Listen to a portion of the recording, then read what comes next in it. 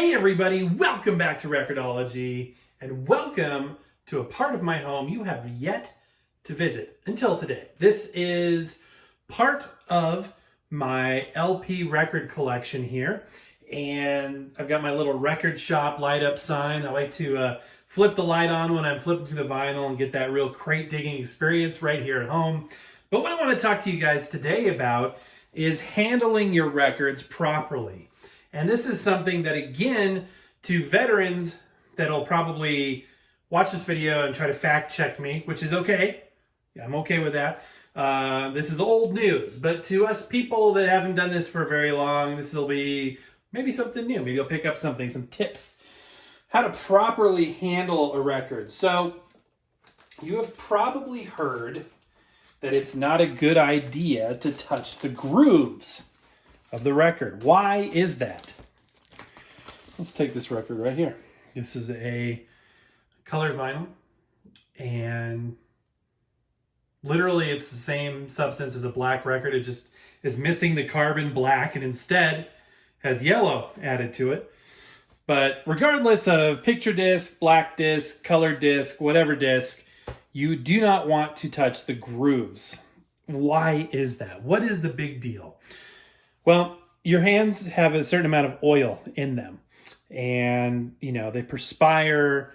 They to prevent themselves from drying up, they have a certain amount of sweat and oil, blah blah blah blah, and that gives you a fingerprint. So when you touch something, especially something shiny, you will often get a fingerprint off of that. And for vinyl records, it can be detrimental.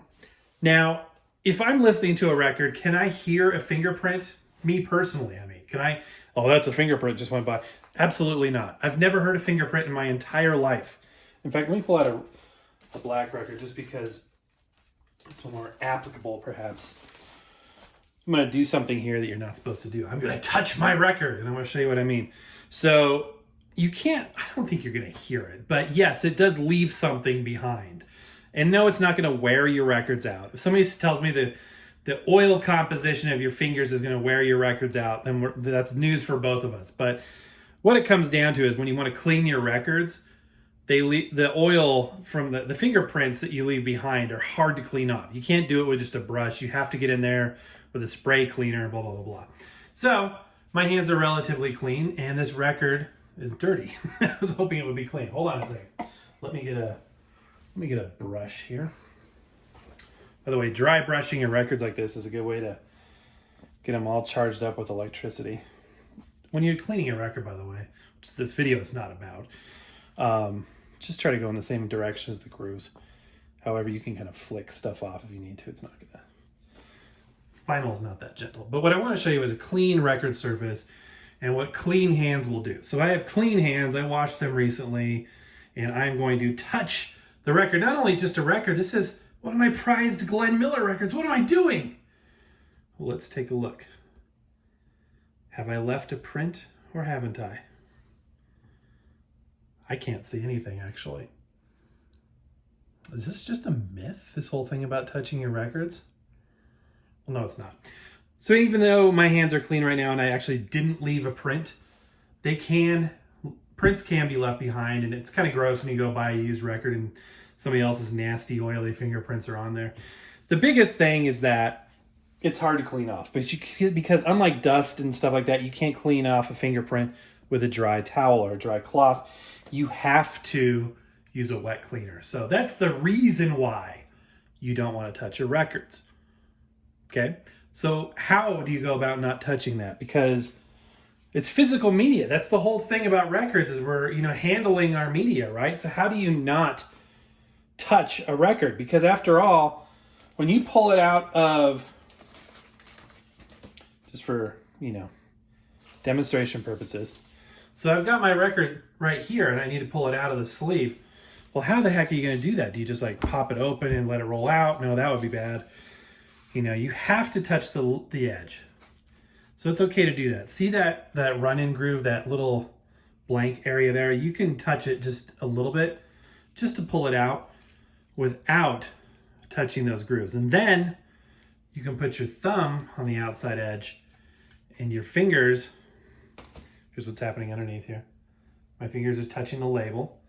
So a thumb on the outside, I'm balancing the outside with a hand. You can touch the outside edge, no problem whatsoever. You can touch the label, top or bottom, anywhere you want.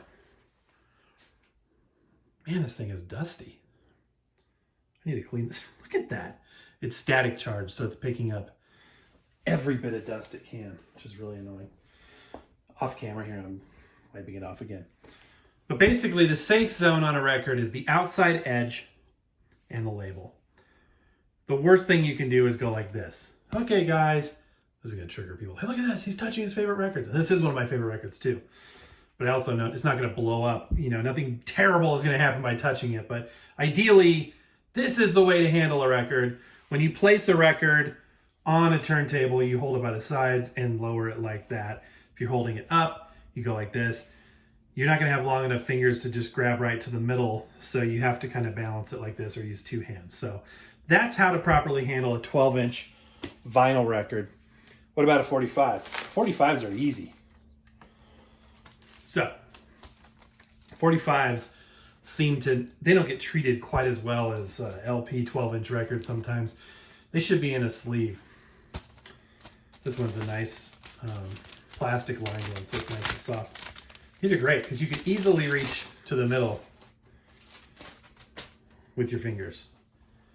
Same basic premise. I mean, you can go like this if you want to, but you can go like that. No problem whatsoever. You can touch the paper label. A lot easier to handle than a larger record. And a 10-inch record, you know, it's the same principle as the LP. Any record, just touch the outside edge. If you have to pinch it to get out of the sleeve, you can touch the very edge. Ultimately, nothing terrible happens if you touch a record, other than you may need to use a little spray cleaner on it to clean it off. Okay? People that tell me that it's going to impact the sound quality, let's just say I have yet to experience that myself. So that's that. Now, there is a cool little tool. We reviewed it on the show before, and it's helpful. Made by Hudson Hi-Fi, and yes, I'll put links down below if you want to snag some of these. Genius and simple. It's a record mitt. It literally is just a piece of paper or cardstock, clamshell cardstock with sort of a soft, fuzzy material in the middle. It's record friendly. So let's set this guy aside for a minute and put this in this sleeve. This is just for demonstration purposes. Normally I have a nice, inner sleeve. I would not put it in cardboard like that directly, but just for us friends here. These are really handy because what you can do is you can insert this like that, and then it's easier to grasp the record. So, and if you have two of them, they become in pairs, sets. You can go like this. So you could literally put the record on the turntable, and it gives you the opportunity to hold it. Like, we all want to hold it, but are told not to, because this protects the surface of the record, keeps the oils and all that stuff off of it. And that's a good thing. So those are really neat. And what I've found specifically helpful with these little mitts is when I buy a bunch of dirty records that, has other people's hairs on them, short, mysteriously curly hairs that are highly disturbing, and I don't even want to, have in the house. Before you clean them, before you run them to your spin cleaner, whatever your process is, it's nice to be able to use these to touch them and to pull them out of the insides, because otherwise it can be a cumbersome process.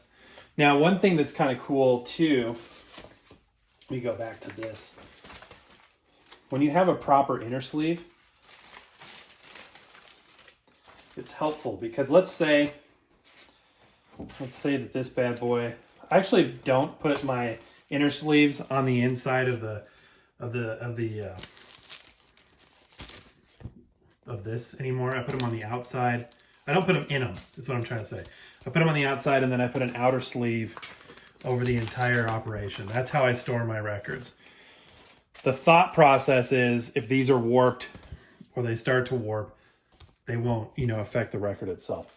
But let's just say, for grins, that you're like most people and your record lives inside of here. Come on. This is not that difficult. Or is this not supposed to be? Also, the insides of these can be different sizes, which is another reason why I don't usually do this. So now you can grab the record out because it's protected by the inner sleeve. And this is what's really cool. So with the, I'm going to go ahead and put a link to these too, because they are really, really cool. Again, you have something that you can grasp the record with. And then it makes it easy because it's softer than trying to spread this open and reach for the record inside. This is easy to grab right in there and hold it like we were saying. Supporting it by the label, stabilizing it by the edges, and then you can easily transition to that. So, all right, that's going to do it. That's basically the proper way to handle your records. And you want to have a good grasp on them. Obviously, use 2 hands at all times. You don't want to drop them, because as soon as you do drop them, that's when you can, in fact, cause damage. And that's not ideal, obviously, and neither is getting oil on them, because then you have to clean them and all that stuff. So anyway, all right, guys, let me know any tips or tricks you have for safe handling of records. Give me a thumbs up if you enjoyed this video. If you learned something, I would sure appreciate that. But that's going to do it for today, guys. Happy record hunting. We will see you tomorrow.